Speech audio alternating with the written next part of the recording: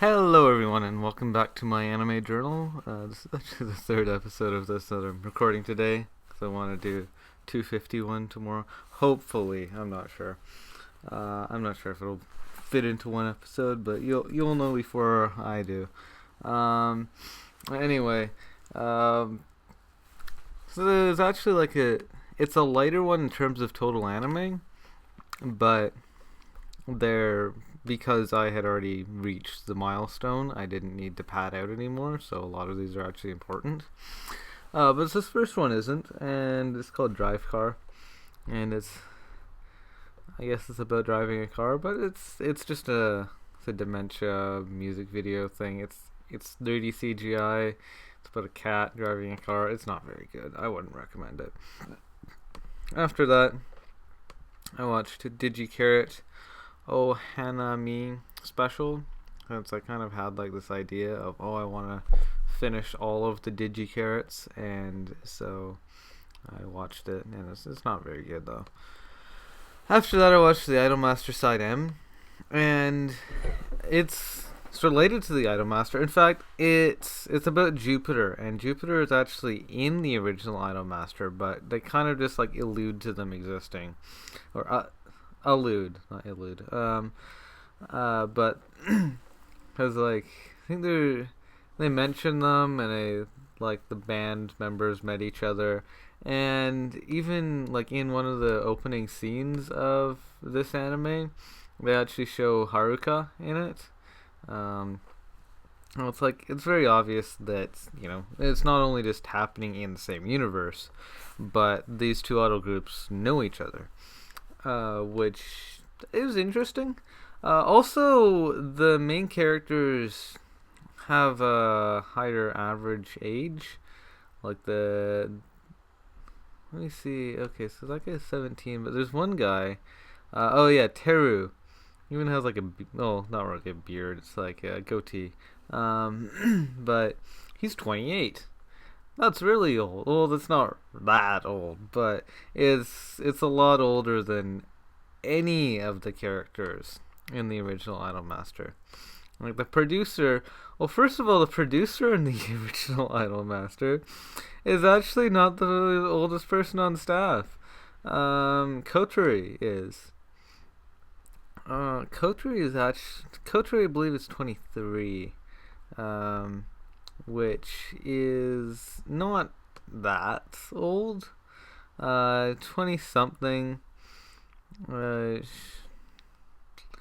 It says a little older than Azusa, and Azusa is Azusa, I believe, is 21. Let me see. Pretty sure that was what her age was. Yeah, Azusa is 21. Yeah, I'm pretty sure Koturi is 23, and the producer, I believe, is also 21. Like, the fact that the fact that one of his idols is the same age as him is kind of funny, but the fact that he has a secretary that's actually older than he is, that's also funny.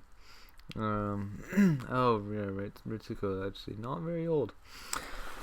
Um, yeah, like the original Idolmaster characters they're mostly so young, but they do have some older characters in there.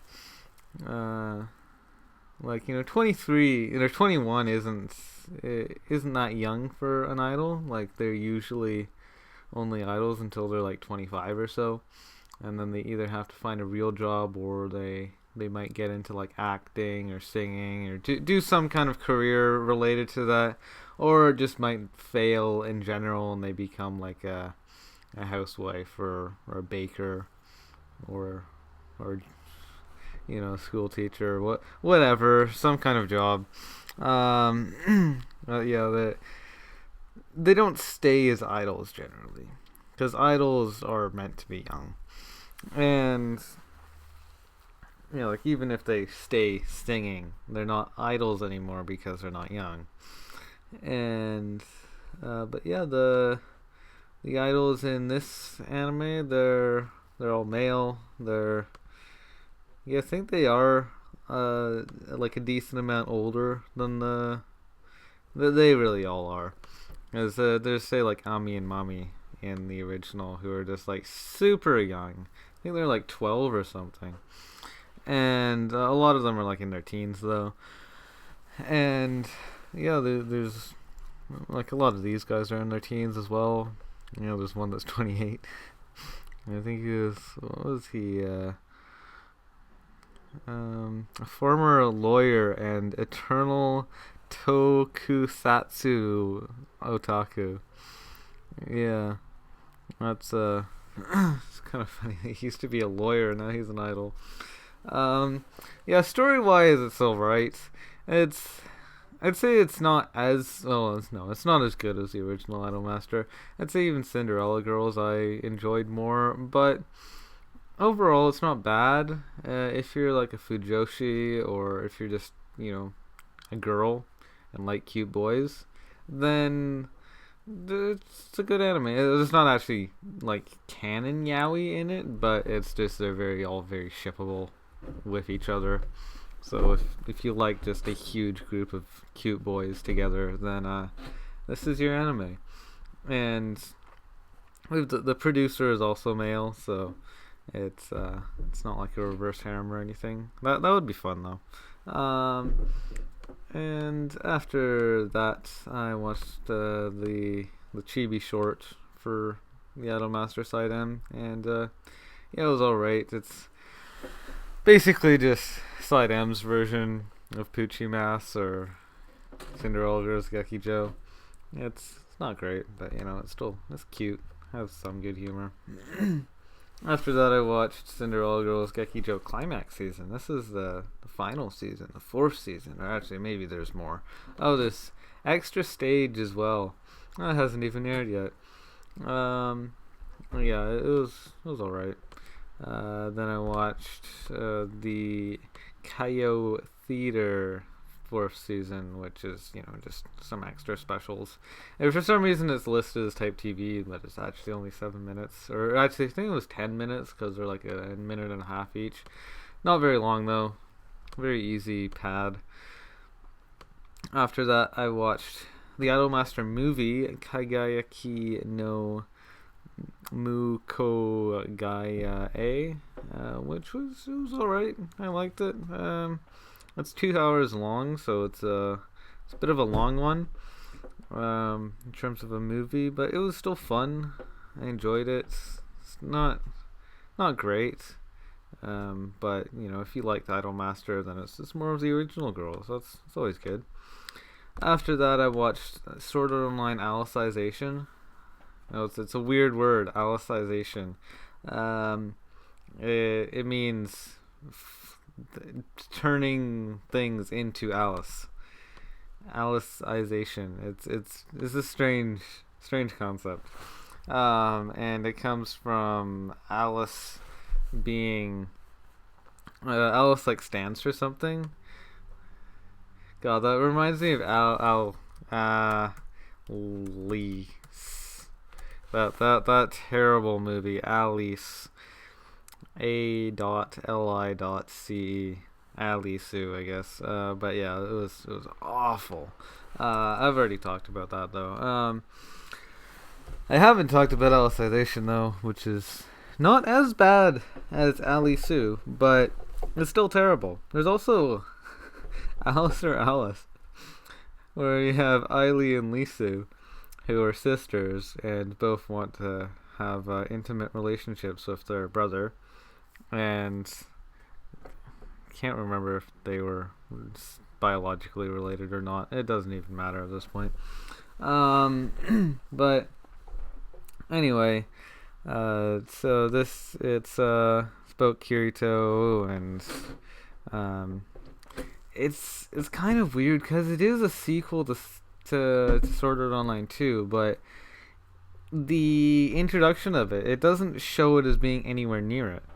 It's either really far in the future or it's just like spiritually a sequel. But it's strange because I think it must be like really far in the future. Because like Kirito acts as if he's already been in this new game. This game is not related to any of the other games that he's played in previous seasons. Like, he's played a lot of goddamn games. I think it might be like 6 or something as of now. In the game, they don't like introduce it or anything. It's just, hey, he's in this game, and he's been in this game for like 10 years or something, or like 10 years of in-game time. Like, he's been in there for a long time. It might have been like, say, like 400 hours that he's logged in or something. Like, he's been in here for a decent chunk of time, and he's been in here for so long that they kind of just treat him as if he's just part of the world now. That they're like, they can't even remember a time without Kirito, and part of that is the fact that their memories get constantly wiped. But another part of that is obviously just the fact that he's been in there for a long time. But yeah, the memory wiping thing is kind of an important part of the arc. I don't know, maybe that was a spoiler, but I don't know. It's a garbage anime. Anyway, there's some people who treat this as if it's like it saved Sword Art Online or something, but it really hasn't. Like, it's still just as bad as it always has been. And the fact that they just kind of open it up, it's like, oh, been in this game forever. It's not a game that we've ever seen him play before, but here he is. It feels strange. It's kind of a weird opening. You have like Alice, who's this childhood friend of his that we've never met before, and yeah, it's just all weird. There's also a certain scene in it that it feels a lot like the Sword Art Online second arc. It's just garbage. It makes you feel like, oh yeah, Reki Kawahara still hasn't found out how to write proper stuff yet. In fact, Reki Kawahara has publicly apologized to the voice actors on Twitter and said, sorry I had to make you voice act that. The anime actually made it sound even worse than it did in the novels. And he also said that, oh yeah, I wrote Alicization such a long time ago. I just thought that kind of storytelling was the type that was just required for RPGs. That, you know, they're all like that. So why shouldn't mine be like that as well? After he's supposed to be in an RPG, so that's how it should be. And he's looked back on it. It's like, man, I was really bad at writing back then. And so even though this is like the new season of Sword Art Online, it's still like only the very beginning of the light novels. I personally think he should have just moved on to something else. Like, clearly he wasn't good at writing when he started it. Like, he should just write a new book. Like, I mean, he does have Excel World, though. I think that's old too, though. I'm not sure how old, but I don't think that was necessarily recent. Let's check. 2009 is when the light novel started. I'm not sure if it started as a web novel before then. Oh, this is the light novel. So 2009, which is definitely much more recent than 2001 when Sword Art Online started.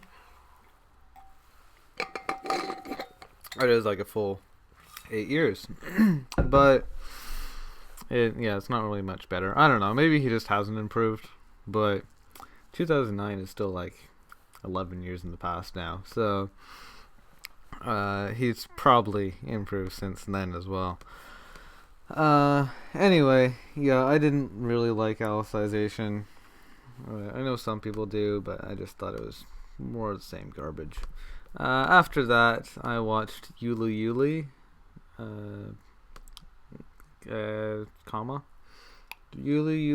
I'm not sure how I should pronounce that. Just Yuli Yuli, like, should I like make it sound like there should be something coming after it? It's like Yuli Yuli. Yeah, I think that sounds proper enough. So yeah, I watched Yuli Yuli, and it's it's just an OVA for Yuli Yuli, the one without that kind of voice. Um, just a complete sentence, Yuli Yuli. But yeah, this one, it's an OVA. It's cute. It's more Yuli Yuli, and I enjoyed it. Yeah, I mean, and also hopefully enough, there's gonna be like a fourth season. If we had a fourth season, that would be awesome because Yuli Yuli is just such a great show. Yeah. I would recommend it if you liked Yuli Yuli. Just recommend Yuli Yuli in general if you like cute girls doing cute things. And after that, I watched Aikatsu Friends, and Aikatsu Friends, it really is like a downgrade from previous Aikatsu. And now the girls themselves, like, I know this actually got the award for the best character design from Reddit, from r/anime, and you can kind of tell why. Like the girls are all very cute. They also have some like nice hair color gradients. Mio was adorable. What was her name? Aine. Aine also has that kind of hair gradient. It's very cute. Emma Hinata has like these two beautiful blonde twin tails. She's very pretty. She has like this whole pop aesthetic to her. That she's like this cutesy girl. Also, her twin tails are like super long. They like go way down past her skirt, and yeah, just all of the girls are very cute. The songs are also really good. I think they're just as good as they were in regular Aikatsu as well as Aikatsu Stars. They definitely did a good job on that. All of the new characters that they introduced, they're all very pretty. They're all very nice. But a certain thing I didn't say about their characters. I just talked about their aesthetics. Their voices are great. Their costumes are great. Their faces are beautiful. So is their hair. And there's one thing that isn't really good about them, and that's their personalities. They don't really have them. Well, some of them do. Like Hinata, Emma Hinata has this thing of like she plays lacrosse, which is cool. Like they should have put more effort into that, because like seeing an idol play lacrosse, like they should have like dedicated an episode, even like a couple, maybe like a 2 or 3 episode arc of her playing lacrosse and beating some other team. I would have loved to see that. That would have been awesome. But they don't. We only see maybe 3 or 4 minutes of her playing lacrosse in total over the entire 75 episode series. It's just so ignored. And she's like the one with the most personality. Like the other girls don't really have any. Especially, what was her name? Maria? Micah. Micah's her partner. And they have like this whole... Micah's meant as Emma's foil. So Emma is kind of... She's like part tomboyish, but then also part like preppy kind of girl. Like, sort of like a cheerleader-ish kind of thing. That she's into sports, but she's also into being cute. And Micah isn't really into doing sporty stuff at all. She's more of a slut. She just likes dressing up in revealing outfits and, trying to make males fall for her and stuff like that. And she, advertises herself as the sexy type. And her music is meant to sound sexy, as is her dancing. All of her outfits are meant to be sexy. And that is her personality. So she's meant as a foil for Emma, but she's not actually interesting in her own right. And so they've formed like a group together of just the two of them. And Emma kind of leads it because Micah just doesn't really have a personality. And I don't know, it's just kind of boring that way. I would have loved it if if they had both had personalities, and it could have been like this great dynamic. But instead, you just have Emma leading it, and it's the Aine and Mio is kind of worse because Aine, her idea is that she doesn't really know anything about idols. She just likes them. She just enjoys watching idols and stuff, and so she has this dream of wanting to become one. She meets Mio. Mio is already an established idol, and that's because her parent, I think her mom's a designer or something, or maybe her dad was, or anyway, she's in a family who's already established in the musical industry, and so even if she didn't try, she would already still be an idol. And she does try, and she does a good job. And yeah, neither of them really have much of a personality. They're both just kind of there. They have like their own quirks, but they don't really develop over the series. Like, there's 75 episodes. Like, they could develop so well, but they don't. They just stay the same generic. Here's our couple quirks for the entire series, and it's just boring. And for the first like 20 episodes or so, it's all right. It's manageable. But after that, it's just so painful to see something, especially a franchise that I loved. Like Aikatsu, I've enjoyed Aikatsu since, what is it? It's been so long now. Aikatsu I've been watching since 2016. And I've loved these girls. I've loved the franchise, and I'm glad that they didn't stick with the original and made them trash. I'm glad they at least kept the pureness there, and then made spin-offs that were trash. Like, at least they had the decency to do that.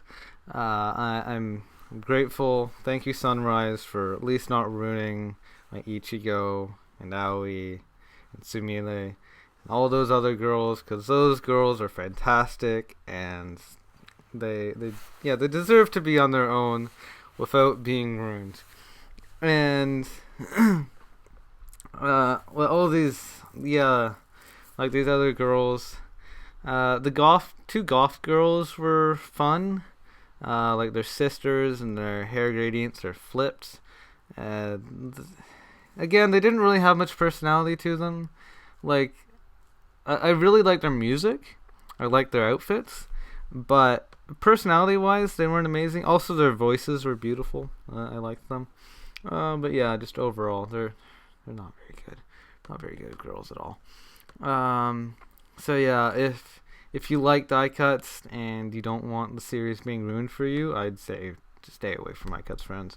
After that, I watched the second season of Aikatsu Friends, because, I don't learn my lessons. No, I just wanted to see the rest of it.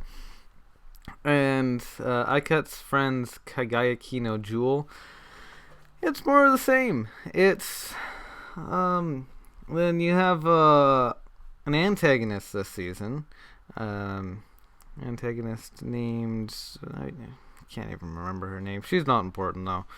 She has like very long hair, and also the same like kind of hair gradient that the other characters have.